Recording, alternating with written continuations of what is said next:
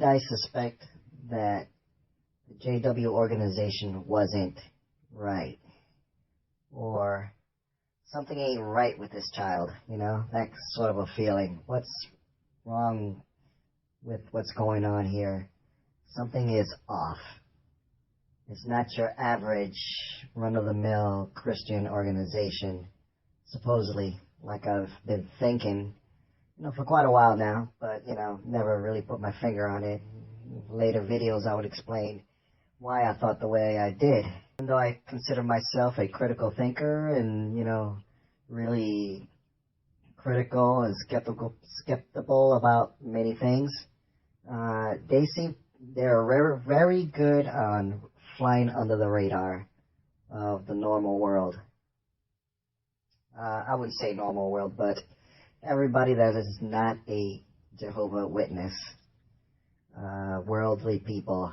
There you go again with the JW's version of the N-word that describes everybody else. But I'm digressing here.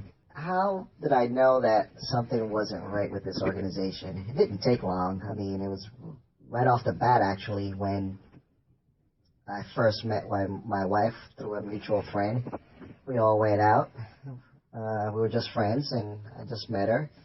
And she tells us this story, or actually my buddy brings up the story of her getting disfellowshipped. And I was like, what? Disfellowship? Well, what do you mean? What is that? That's when and then she started to explain, they kicked her out of out of her religion. And I was like, really? Well, what'd you do to do that? And this, that, what did you do to do that? And, the obvious questions came on. We're all out having a few drinks, and we were just conversing while out, and it was an interesting topic, and I was pretty much curious about the whole thing. And she started to explain and everything. But for a little bit there, she kind of looked like uncomfortable about answering my questions and stuff. So after all, this was a night out. We were having a good time, and we changed the subject to something more lighter and fun than her present situation. Later on, she gave me a call. She had my number and wanted to go out and go a movie or something, or just hang out. So she actually came over my apartment at the time, and we hung out for a while, and we went out to dinner and all the fun things that friends do when they go out. Totally innocent in my head. This is just normal things that young mid-20s adults do. Didn't think nothing of it. But then, after we got to knowing each other, she explained a little bit more detail this fellowshipping thing that she went through, and how her family is shunning her whole family, friends, and everything. She's pretty much cast out completely. Her whole JW social network has abandoned her for whatever little infraction that she's done. And believe me, the infractions that she did was normal human nature stuff that I won't go into. But we started dating at a regular basis, and we became serious. So that was the first indication that, wow, that is very odd. I mean, coming from a loving family that I have, that is the last thing any of my family will ever do to me, or anybody associated with my family or friends. That's just not done. It's unheard of. I mean, you have to be a child molester for you to be shunned away, that the JWs do their people when they just disagree or have a normal disagreement with their dogma. So the next indication, this was about a few months after we first met, and we started seriously dating every weekend, and many phone calls at night. She worked somewhere else and lived somewhere else, and she came over to my place every weekend to hang out. And the town that we lived in, or the city, was a very fun city to be in. So much things to do, a lot of culture, a lot of arts, a lot of concerts, and being young adults, we enjoyed every minute of it. And we had a lot in common as far as musical taste and being 80s childs in a way, but not the dopey 80s, but the cool 80s with the I would say the dark wave or alternative music scene, and we both pretty much grew up on that. So even though we weren't goths, we liked the music. But anyway, that's besides the point here. What was happening was we would go to a lot of these club concerts, small venues, and we would go and see the bands and stuff. Not very popular bands, but they're very good bands, let's say.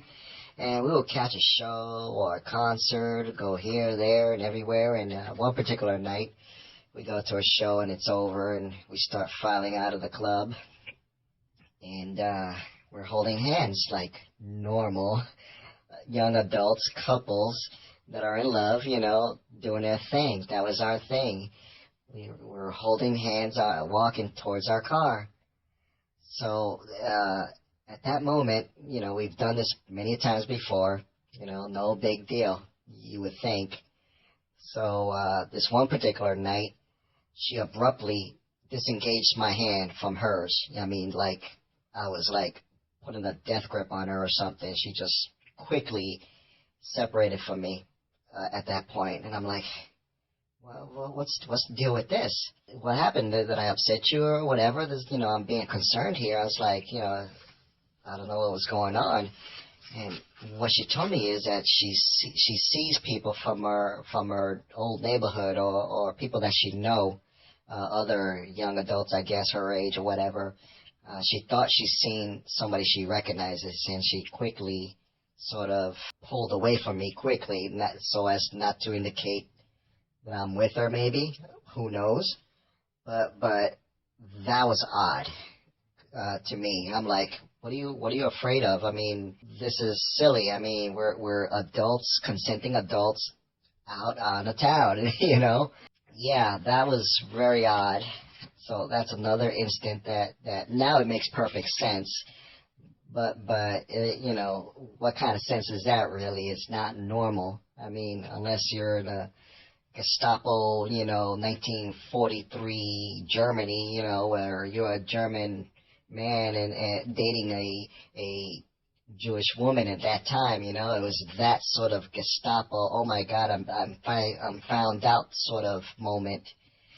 So yeah, that wasn't too cool.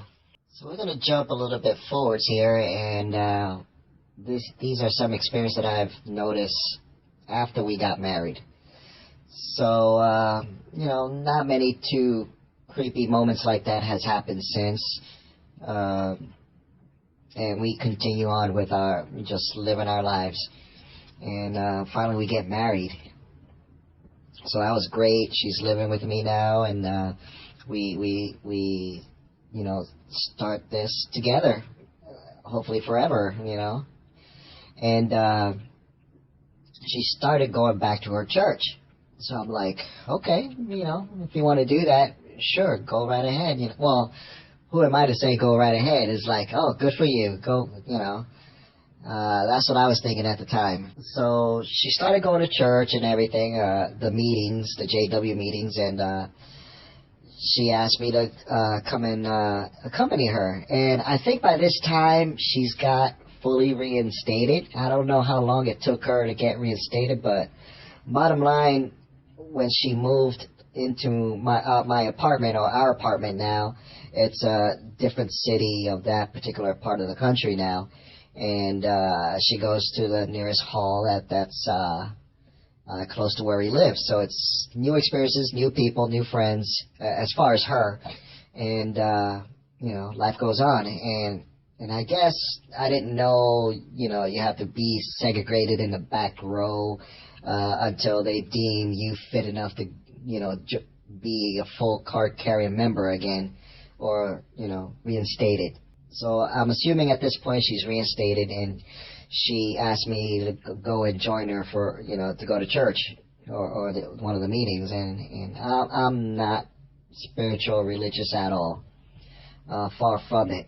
But I do accompany her. I'm open-minded to go, and if this is something that she enjoys and is part of her life, I'm there to support her, like any other husband, boyfriend, or whatever, or a person should do, out of love for their spouse or whatever.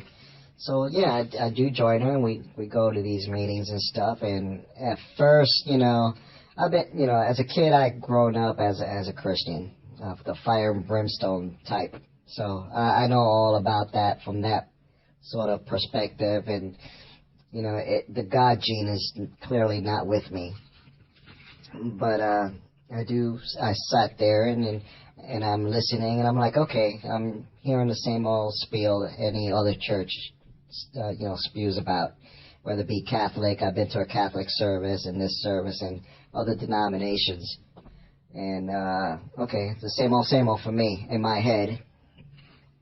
And then I just started noticing, little things. I look around, and I do notice that there's only male figureheads heading up the church, which, yeah, I wouldn't say it's normal, but in that setting, it's common, I would say, all the time. And then I think on Thursday nights or whatever, I went a couple of times, and I noticed that, they have these tables with microphones on it, and two women will go up there and not give a testimony of their, experience with God or Jesus or anything like that. It's more, when I seen it, it looked like practice on how to do a sales pitch to an unsuspecting customer. Role playing between two women. Now I know it's, the JW with a householder and how they would act and sort of how would they deal with a householder to try to get him into the, to drink the Kool-Aid, for lack of a better eloquent word. So I noticed this for a few weeks going. I mean, I try to talk my way out of it as much as I can, but, once in a while I do join her just to join her. Yes, but in these particular meetings, I noticed that particular setup again and again, and it's the same thing. Two women practicing a sales pitch. That's what I saw. I didn't see them try to get a worldly person to be saved, this, that, and I didn't see these two women try to get a worldly person to be saved or anything like that. It didn't click to me that way, though I know that's the final goal of it. It seemed more like a sales pitch, like a Tony Robbins seminar on how to dupe people into, buying his crap. In my cynical head, that's what I saw. And they're using women, and men, of course, to do this with, but that was their only role that I seen in the church, or what do you call it, meetings, or their organization. Women were not, I would say, have too much of an active role. And then I did notice only the men passed the microphones. I didn't know that was a privilege. To me, I would see that as a nuisance, really, unless you volunteer to do that. But now I know that's kind of like a stepping stone to be, the top dog of elder or whatever. And after, a few years of seeing this, it's the same old deal. And that's where it really clinched to me. And I brought this up with my wife as, why, how fitting that women in the JW organization is relegated to second-class citizen for eternity. And I put it to her just like that. So you okay with being, less than whatever for eternity? How convenient for these men to put you in your spot like that forever, That's what I was thinking in my head, and that's what I told her too, And yeah, she got upset a little bit, but she said, oh no, the Bible says, women support this, that, the other. She gave me some verses, and I'm like, okay. And we moved on. So that was another indication. From that point on, I did notice that this particular church was a bit different than most others that I've encountered. But I really couldn't put the finger to the total thing, I couldn't place it into a category. I started listening a little bit more to their sermons or their talks, as they call it. And yeah, they jumped around the Bible left and right in there, but really didn't make much sense. And I'm not too wild about, reading the Bible anyway. I mean, except if it came in a movie on TV or something, but didn't really listen that closely, but close enough to kind of read between the lines. And I did notice that there was quite a restrictive, clench on the people there. With all these rules and regulations that they had to follow. And it sort of started to make sense to me, but not fully yet. Then again, I wasn't really paying that much attention to it because cult has not clicked in my head yet about this particular organization. I just thought it was a ultra-conservative, fundamentalist, outfit or organization.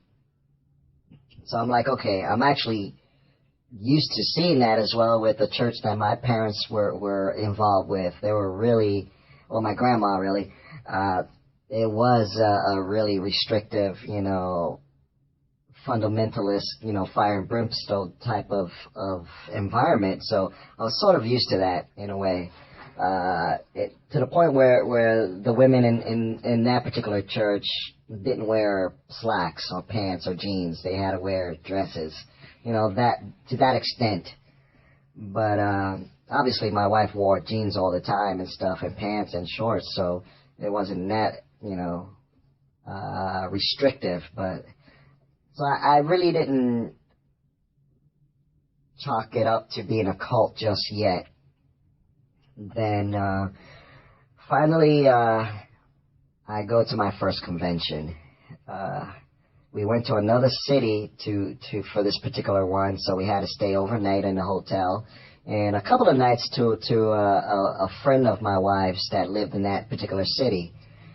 So we go there, and I'm sitting, I was like, wow, 3 days dressed up to do this? I was complaining from the get-go. I'm like, this is too much. I mean, but I'll do it anyway. I mean, we'll see how it goes. So day one, it just goes straight into it. The first hour of their talks at that time, and I'm talking late 1990s, and I'm hearing, the talk of the main speaker there or whatever they're doing, and I'm listening to their messages, and it's 100% full, unadulterated, in your face, full effect JW talk. And it just floors me. My jaw, you could hear my bottom teeth hit the seat in front of me as it drops with the sort of negativity that I'm sensing out of the whole thing. And then it really captures my curiosity, and I start listening to more of it. Even though I was going to meetings, but, not to join her or to join it or get a study or be a part of a study or nothing like that. More to accompany my wife, keep her company there at the meetings. And obviously I'm not paying attention, but in this case, it was somewhat entertaining and scary at the same time, because I just couldn't believe what was coming, the message that was coming from all these talks. It was very anti-world, which, obviously that's their main, gripe with everything, but anti-education, which I hold education the utmost important in any human being in this world, is to educate yourself and grab your bootstrap and make something of yourself these people actively discourage that. And I'm like, wait a minute, they'll have like these dramas and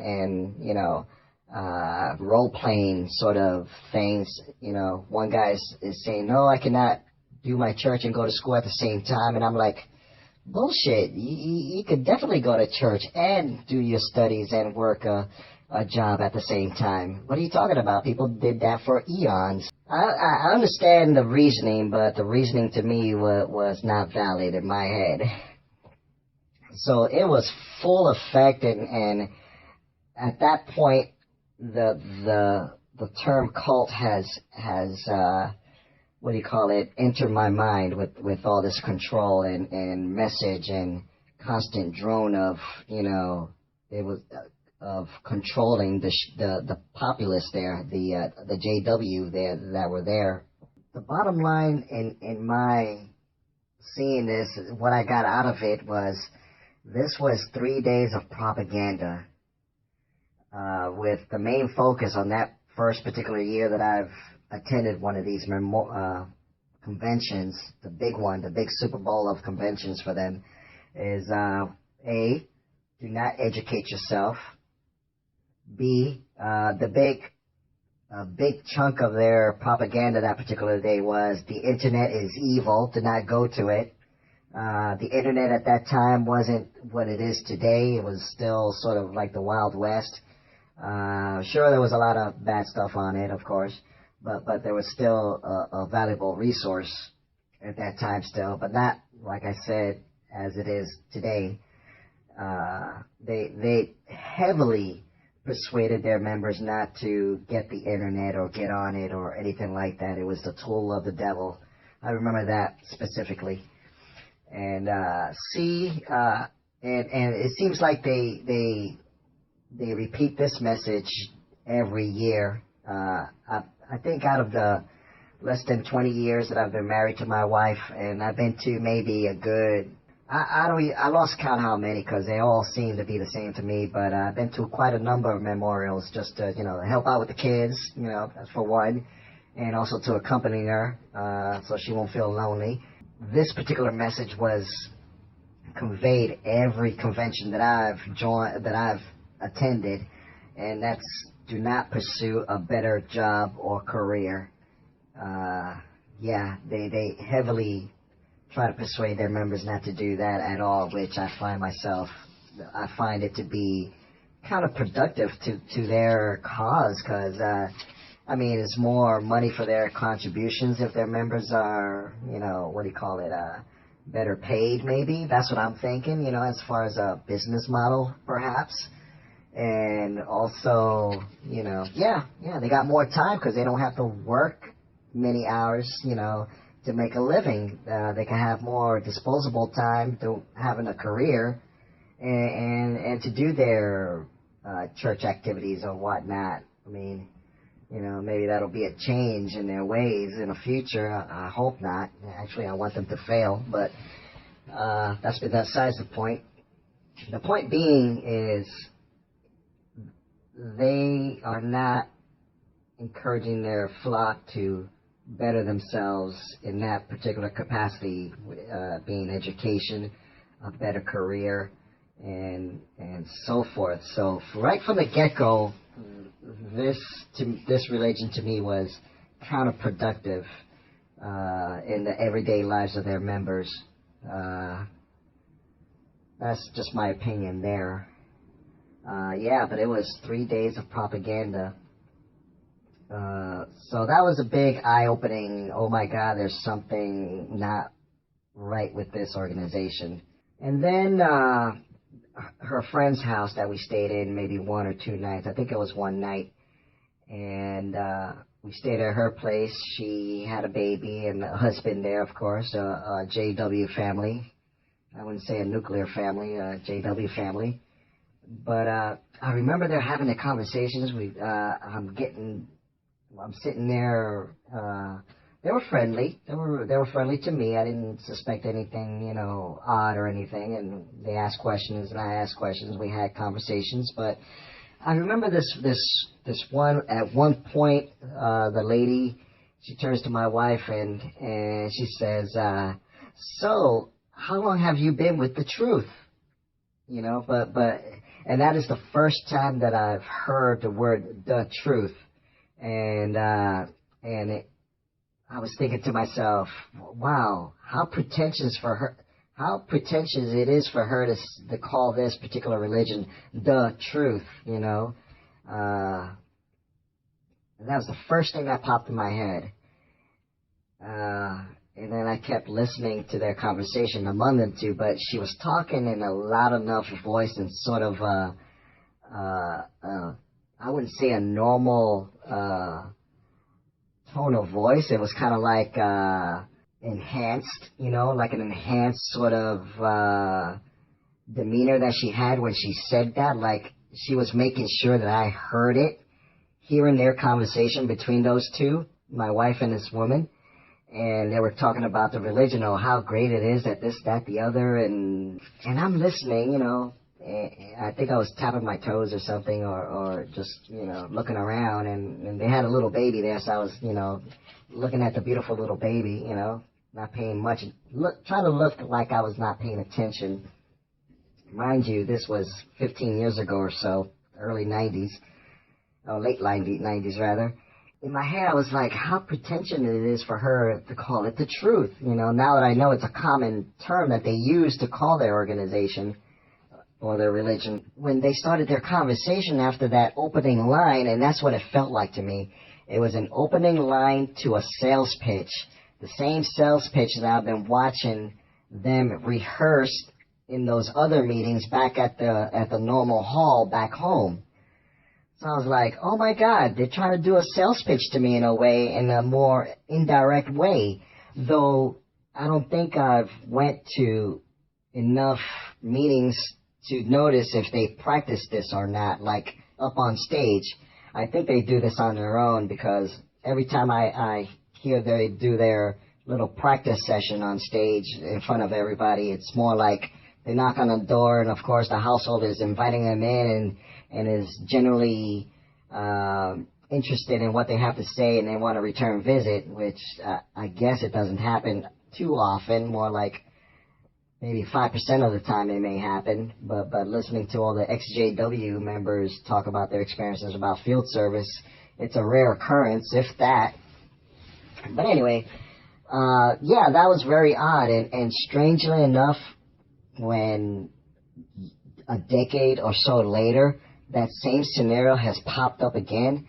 This woman that my wife has met through an activity, let's say, a, you know, crochet sewing class, and I accompany her, you know, I'm just using that as an example. The two women, my wife and this other woman, they find out that they're JWs, and they start talking, and then the other woman would come in the same demeanor and sort of like enhanced sort of exuberism, would say something like, so how long have you been into the truth? Or, oh no, it was, wasn't that talk last week so wonderful? And they start talking about it very loudly to make sure that I am hearing this. And I'm like, and I noticed it at that time too, that, you know, these guys are trying to pull a, you know, fast one on me. So I thought that was kind of odd. You know, and they're always trying to get me to listen and to go to their meetings and have a study and this, that, the other. And I always say, you know, no, I'm not even a Christian. Please leave me alone. Just you know, go about your ways. I guess I found out that I'm too proud and all that, whatever that saying is that they use to sort of move on to another unsuspecting individual. You know, don't waste time on myself because I'm not receptive to their message. But that was the other time that I noticed as well that, you know, things are just not right. This video is a bit long, and it deals with the subject of sort of when did I notice that this particular religion was something odd and different, but I still haven't put my finger on it. Sort of I did, but sort of I haven't. And And I would explain in another video, I guess, on how many of us worldly people would think the way I did and not really give it too much thought afterwards, and just think of it as a regular run-of-the-mill fundamentalist, Christian church. Alright, I think I'll end it right here. Hopefully this video is not too long for some of y'all, but we'll see what happens. I hope you get some insight and knowledge of what myself as a worldly fly on the wall has seen, experienced, and heard when in the habitat of the JW world. I feel like I'm a sort of spectator, in the wild, looking at the natural habitat and environment of a JW person in their world. Okay, I'll end it here.